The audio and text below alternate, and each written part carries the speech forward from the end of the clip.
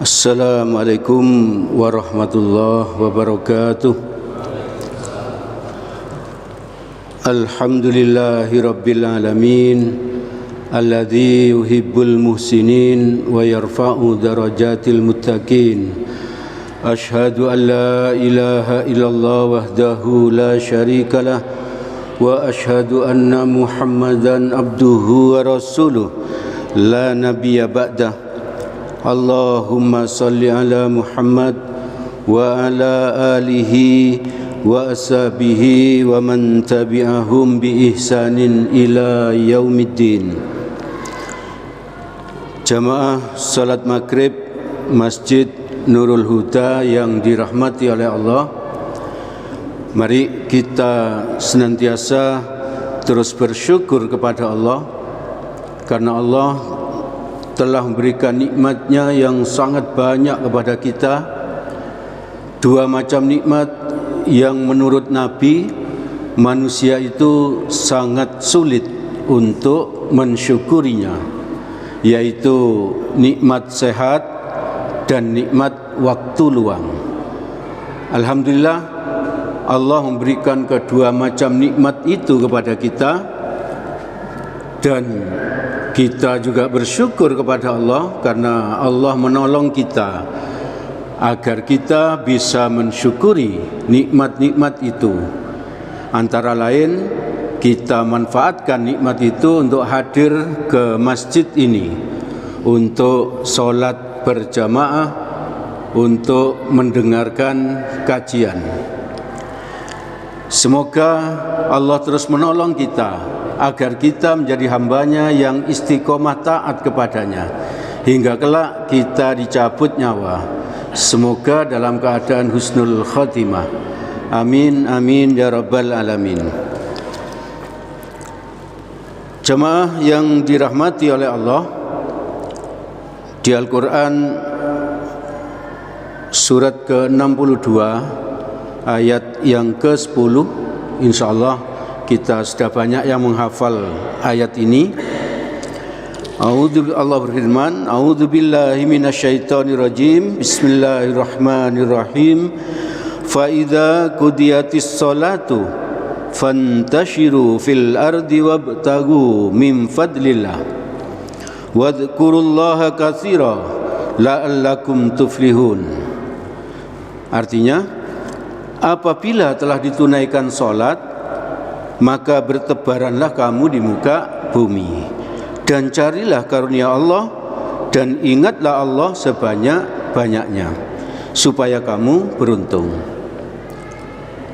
Mengingat Allah sebanyak-banyaknya itu yang penting kita sampaikan lagi pada kesempatan malam ini.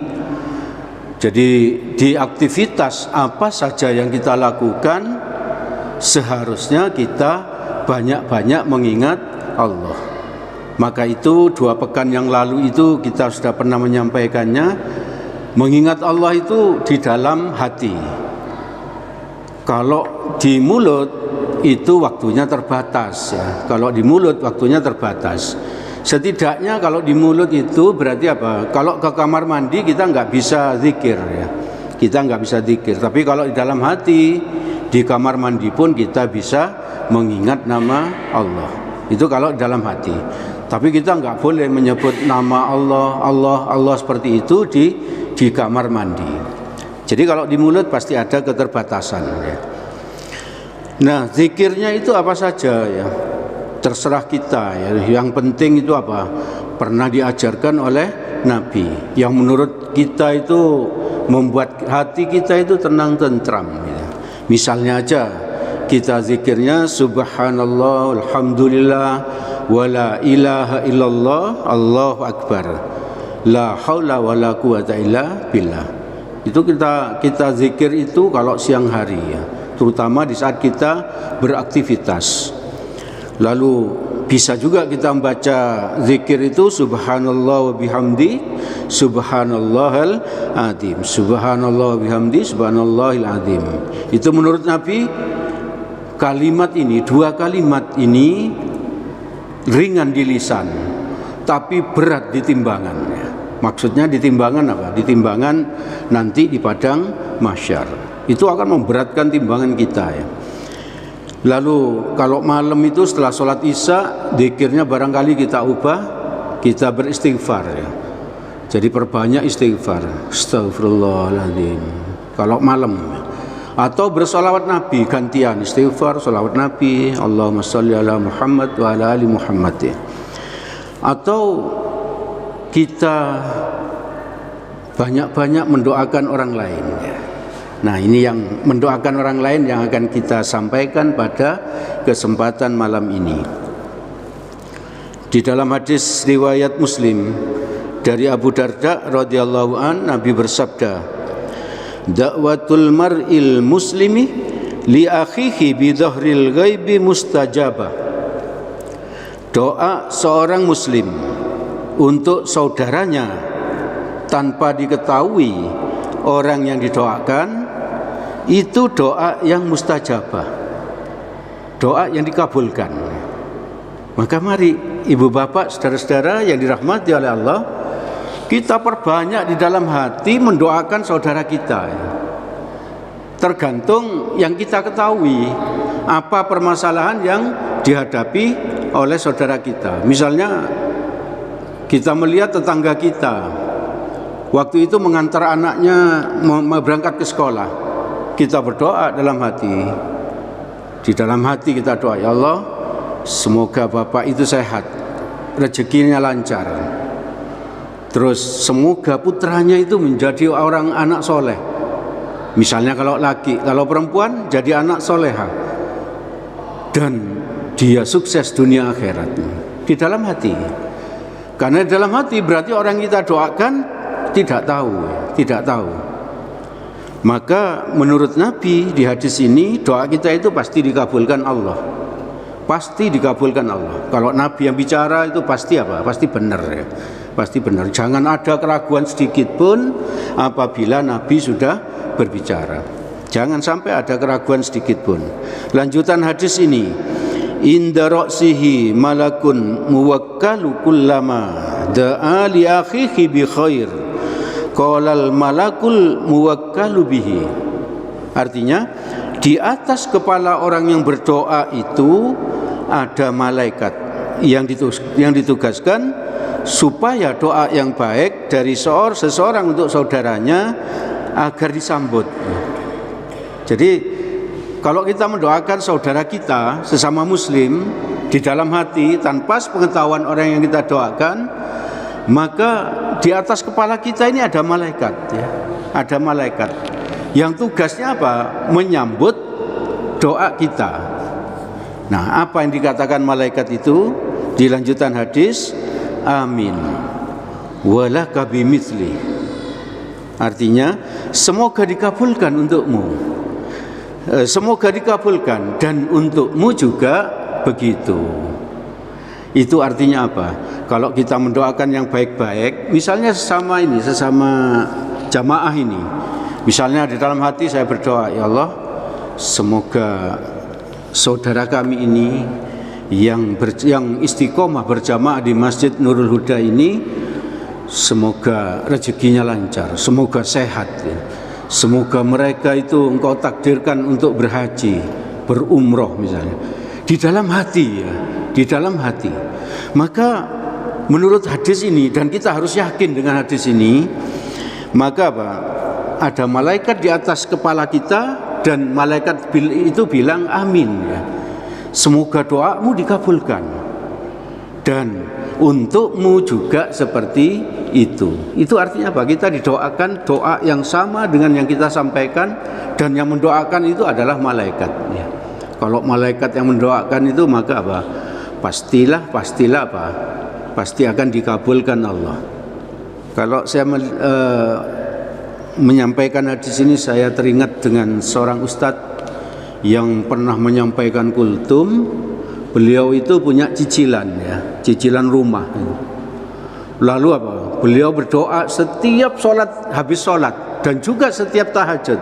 Beliau itu berdoa begini, sederhana doanya pakai bahasa Indonesia ya.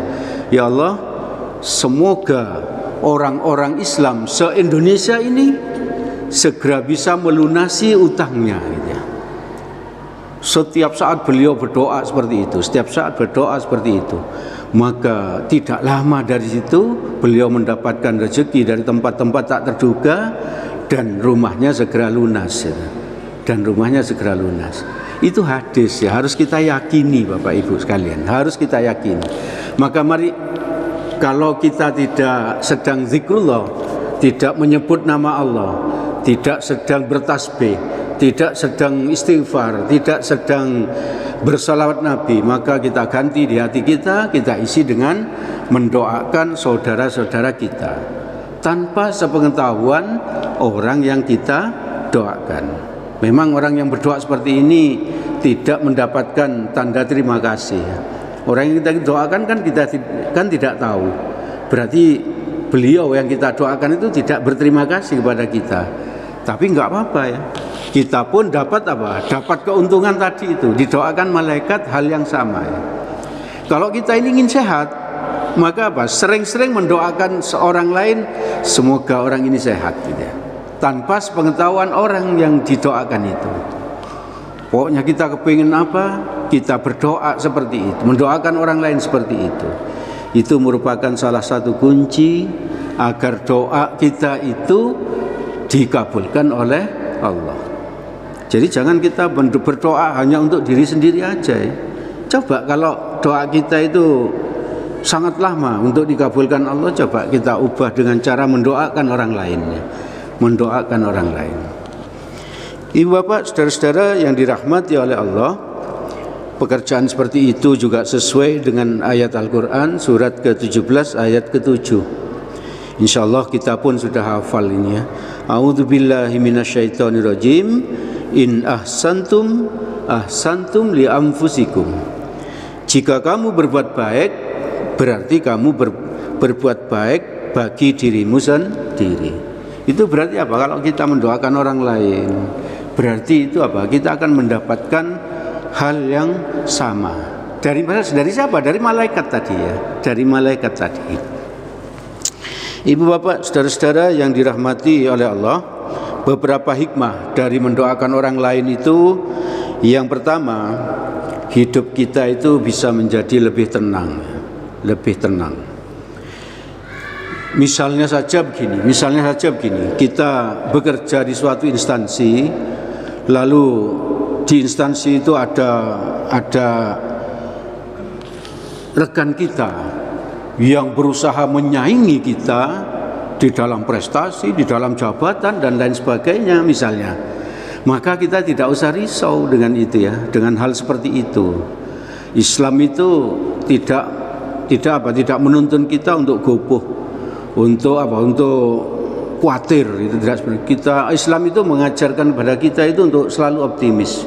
Kalau ada orang yang selalu berusaha menjatuhkan kita dan lain sebagainya, kita berdoa aja dalam hati, mendoakan orang yang berlaku buruk pada kita itu malah ya. Kita doa begini misalnya, ya Allah, jika orang ini yang berusaha menyaingi saya ini, yang berusaha menjatuhkan saya ini, lebih engkau cintai, lebih berguna untuk Islam, maka buatlah beliau ini menang gitu ya. Jadi kita tidak egois ya.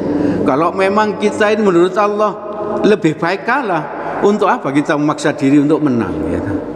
Untuk apa kita memaksa diri untuk menang?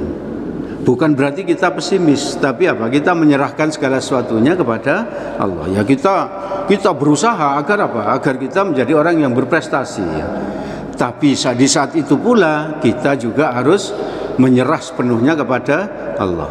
Jadi kita doakan orang seperti itu, ya Allah, kalau orang ini menurutmu lebih baik, kalau menurut Allah lebih baik kan pasti baik ya, pasti baik orang itu. Dan kalau menurutmu orang itu lebih bermanfaat bagi Islam, buatlah dia menang ya. Buatlah dia menang. Buatlah dia punya jabatan yang tinggi gitu ya. Insya Allah kita dengan berdoa kita seperti itu, apabila kita betul-betul kalah, kita toh bisa bilang kepada diri sendiri, berarti orang itu lebih baik ya. Berarti orang itu lebih baik. Itu manfaat yang pertama, pasti kita lebih tenang ya. Yang kedua, pasti bisa menghilangkan iri hati dan dengki ya. Pasti kita akan menghilangkan iri hati dan dengki. Kalau kita mendoakan tetangga kita agar sukses, lalu tetangga kita betul-betul sukses, maka apakah kita akan iri? Tidak, pasti tidak. Karena suksesnya tetangga kita itu sesuai doa kita ya. Sesuai doa kita. Nah kalau kita terus iri berarti doa kita enggak ikhlas itu, enggak ikhlas. Jadi pasti menghilangkan iri hati dan dengki. Dan yang ketiga, mendoakan orang lain pasti mendapatkan pahala. Pasti mendapatkan pahala. Karena apa? Karena berbuat baik untuk orang lain. Jadi ibu bapak, saudara-saudara yang dirahmati oleh Allah, di zaman medsos seperti ini, kalau di grup WA itu ada yang berdoa untuk saudaranya, maka kita yang tahu hadis ini jangan hanya berdoa di grup WA itu, tapi dilanjutkan doa kita berdoa di dalam hati kita untuk saudara-saudara kita yang lain. Jangan berhenti di medsos. Kita berdoa di medsos itu kita niatnya apa? Ini syiar ya, mengajak orang lain untuk mendoakan saudara kita. Mengajak orang lain untuk mendoakan saudara kita. Sedangkan doa kita yang sebenarnya adalah doa kita yang kita panjatkan kepada Allah untuk saudara sesama muslim di dalam hati kita, tanpa sepengetahuan orang yang kita doakan.